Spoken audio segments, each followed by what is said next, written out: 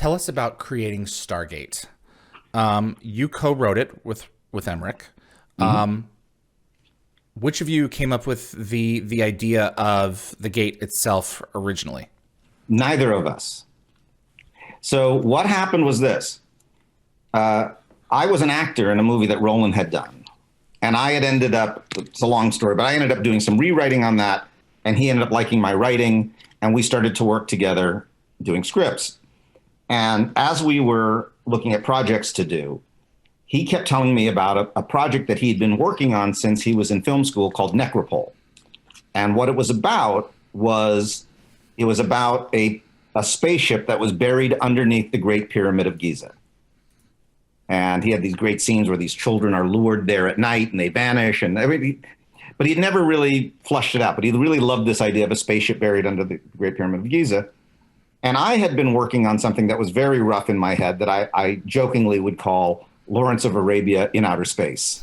And in mine, it was a good guy, bad guy who are chasing each other in space, and they go through a wormhole. But the good guy, he hesitates for 5 seconds before he follows him in.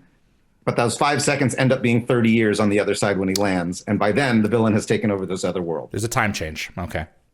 So that was my project. Necropole was his project. And we said, maybe there's some way to kind of connect these together and turn it into one project. And a wonderful production designer named Oliver Scholl, he was hearing our idea and he said, there's a device that's used very often in science fiction literature, but not that often in science fiction films. And he said, it's the teleportation device. We saw it in The Fly, and of course it was in Star Trek, but you don't really see it as often as we see it in literature. And that's when it just snapped and said, that's how we connect these two movies. It's the Stargate. It's it's the teleportation device. And it was originally triangular, wasn't it? There were several versions of that.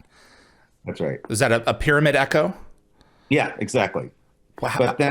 But then when Roland came up with the idea of how the chevrons would align and move in, then we knew the triangle wasn't going to work. And also the circle, one of the most universal symbols in the world. So there's something to be said to that too. Did the whole gate spin on set, or was it just sections of it? The inner ring.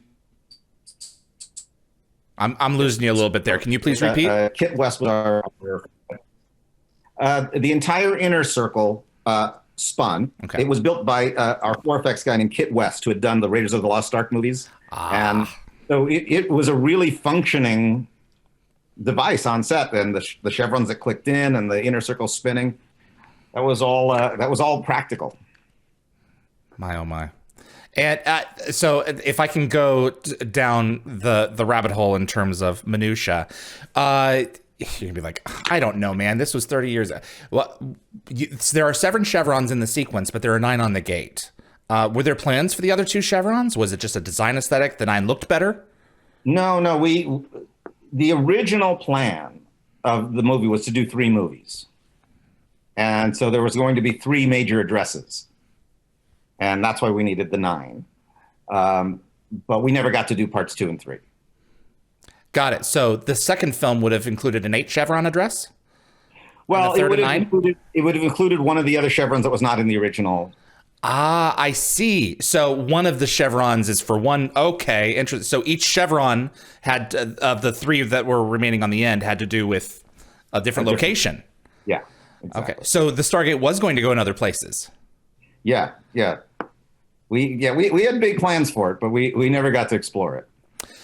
What were there any other contenders for the roles of Jack and Daniel, or were Russell and Spader the ones from the beginning?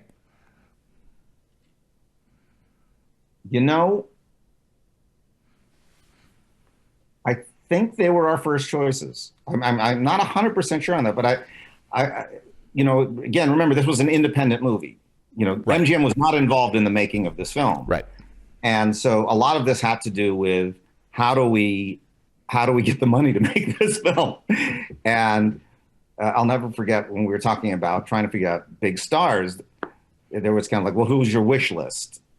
And, as a guy who, grew up on Kurt Russell movies, man, I can't imagine anyone better than Kurt Russell. And he actually turned the film down several times before he finally said yes. What made him say yes? Did you adjust something, or money. was it a schedule thing? It was money. It was okay. We just kept offering him more money until he finally said yes. And I'll never forget, he came into the office after he'd said yes, and he said, look, guys, I just want you to know that the kind of money you're offering me is incredible, and I'm really grateful. And even though I think that this is a really stupid movie, I'm gonna work my butt off on it because you're paying me so much.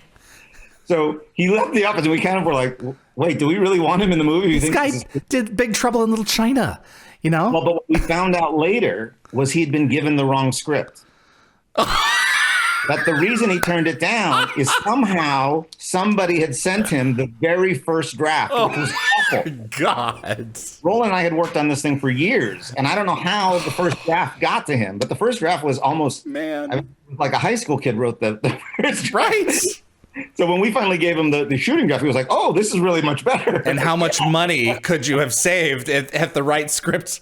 Unbelievable. Oh, my gosh.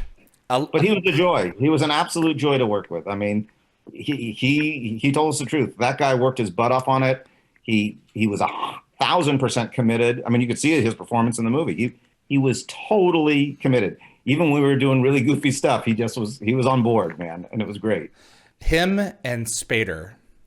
My favorite scene from that movie is him, is Spader going to him and saying, I don't want to die. These men don't want to die, and these people don't want to die. It's a shame that you're in such a hurry to. And they have that heart-to-heart connection where Jack admits to Daniel, this is the reason I'm here. My kid's gone. Did the story of a father who lost his son come from any place specific? I don't remember how we came to it, but what's interesting that you're bringing this up is that had been cut from the film, along with some other things, because our executive producer believed that the film was too slow. And so we'd cut out all the character stuff, and it was just kind of pure action. And the movie tested in the toilet. It was going to be a giant disaster. And everybody walked away from the movie. I mean, literally, they walked away. Roland and I walked in the editing room, and it was empty. I mean, they'd sent everyone home. And then Roland and I just said, well, listen, if everyone thinks this is going to be a disaster anyway, let's put back all the stuff. So we put back that storyline and all the other character storylines and all the stuff that they said made the movie slow. And then we got to test it one more time before we released it, and the slow rating vanished. So what we learned very early on is it's not how many things blow up or how many action sequences there are. It's how engaged are we with the characters. And as you just brought that up, that storyline with him is what made his character compelling. Absolutely. And when that was missing, he was just a tough guy being mean for no reason. How was James Spader in his execution of Daniel versus Daniel on the page? It's a fantastic performance. Well, he's a guy who brings so much. I mean, he's a very serious actor. Just to give an example, there was this. There's this old joke that they always have in screenwriting, where the writer will write, "The army marches over the hill," and then it's a 15-minute sequence of armies, right? Yeah, well, go do that. Yeah. I had kind of done that in that I wrote in the script, "They walk through the Stargate." That's all it said in the script. Literally one line. They walk through the Stargate. But of course, when you see the film, the first group goes through, and then Kurt Russell lifts his gun, and then he goes through, but the last person is Spader. The inquisitive one. Yeah, and when we went to shoot it, he stopped at the water, and he put his hands in, and then he pulled his hands out, and he looked at his hands. And meanwhile, Jeff Oken, who was our effects supervisor, is yelling in my ear, "We can't hold the effect that long. Tell him he can't do that. No, this is going to be, yeah. Like, shut up. We'll figure it out." Live while it's happening?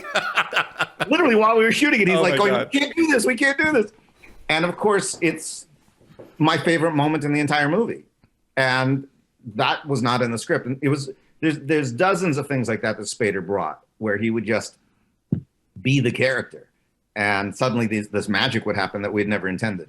Was it his intent to rip the one page of the newspaper away from the guard? It's like little things like that. Yeah. Exactly. That was absolutely all him.